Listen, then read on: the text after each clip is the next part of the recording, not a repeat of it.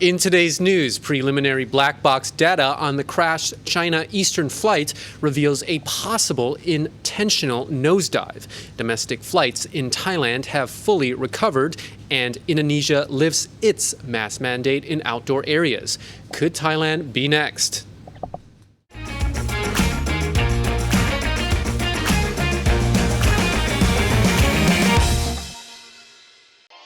Today's show is brought to you by Thaiger Property for all your real estate needs in Thailand. Link in the description below. สวัสดีครับ You're watching Thailand News Today, bringing you the latest top stories in Thailand and beyond.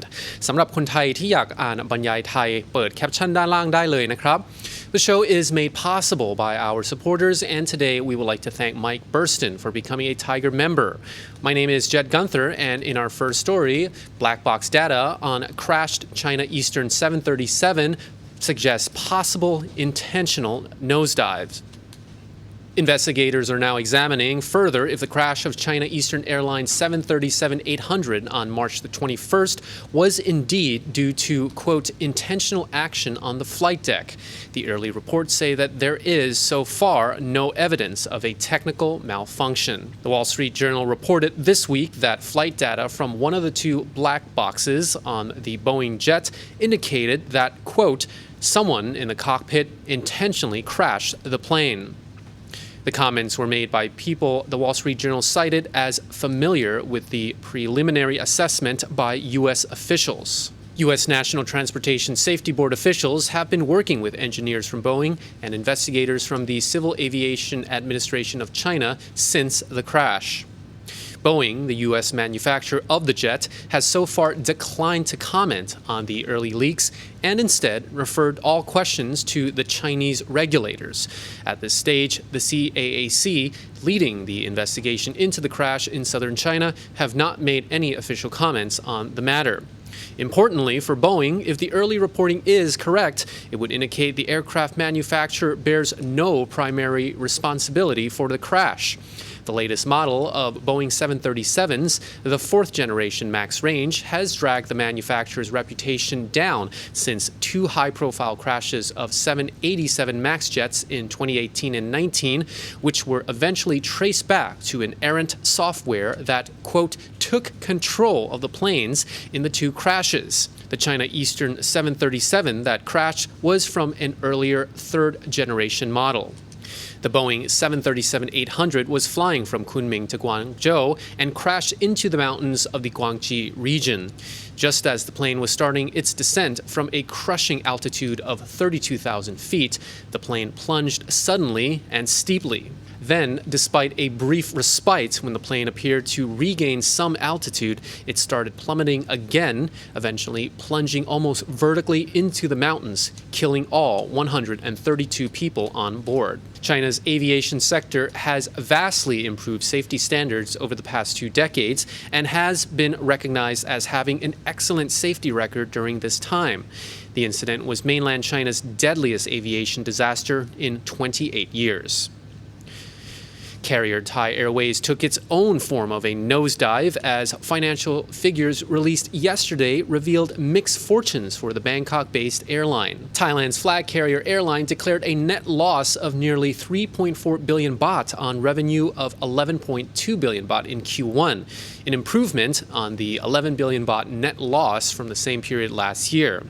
On the positive side, the company also noted a 155% year-on-year increase.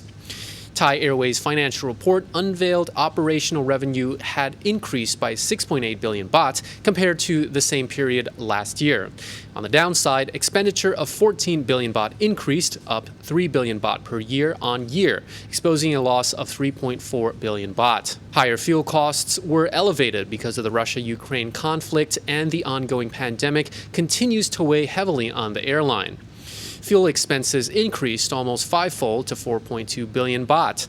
Thai Airways was forced to enter a court-supervised rehabilitation program in 2020 because of the pandemic, after posting its worst-ever net loss of 141 billion baht. But the company bounced back from that setback a year later, returning a net profit of 55 billion baht. It was Thai Airways' first net profit in 5 years, following a company overhaul of its infrastructure. The Thai government's easing of COVID restrictions and popular programs as the Thai Pass has opened up the country to more tourists, resulting in busier air traffic and increased revenue. Isn't it time for you to come back to the islands? Phuket is open and it's never looked better. Choose your trip to your favourite island with 5-Star Marine. Go to 5starmarinephuket.com. The Thai Airlines Association says that in the first 4 months of this year, domestic flights have returned to nearly 100% of their pre-pandemic levels. However, international flights have still only reached 20% of pre-COVID levels. TAA President Puthipong Prasad-Thong Osot says the lifting of some travel restrictions has led to an increase in passenger numbers, but adds that it will take years for the aviation industry to return to pre-pandemic levels. According to a Nation Thailand report, Puthipong says that this year, Thailand's airlines are expected to concentrate on short-haul destinations, including Singapore, Vietnam, Cambodia, South Korea, Japan, and the Maldives. Additional long-haul flights may be added from 2023, although it is more likely to happen after the Thailand Pass is cancelled.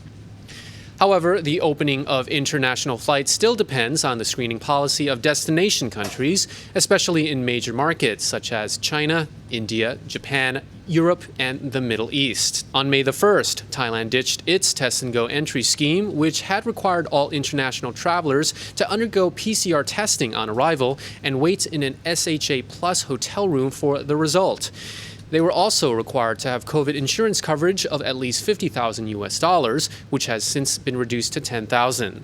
Since the cancellation of Test and Go, visitor numbers to the kingdom have increased, but international passengers are still required to go through the Thailand Pass registration process and have proof of vaccination.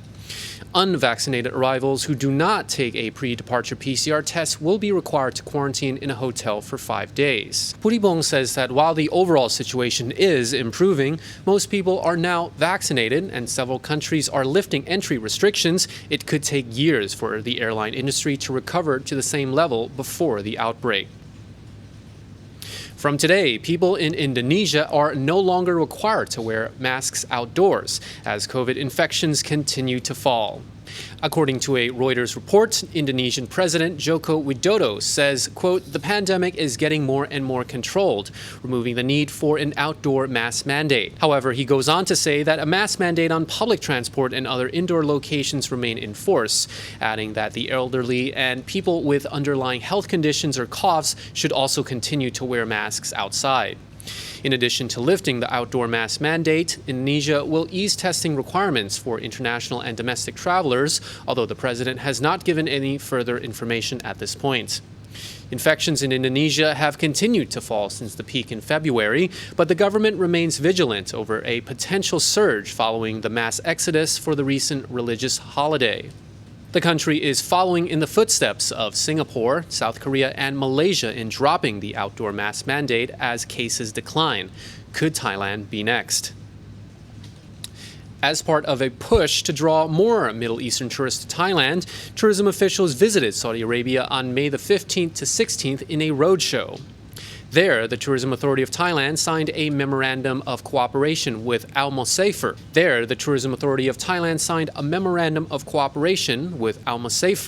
The biggest online travel agency in Saudi Arabia and Kuwait. The TAT also signed an MOC with Saudia, Saudi Arabia's flag carrier, to promote a global campaign as well as luxury and wellness products.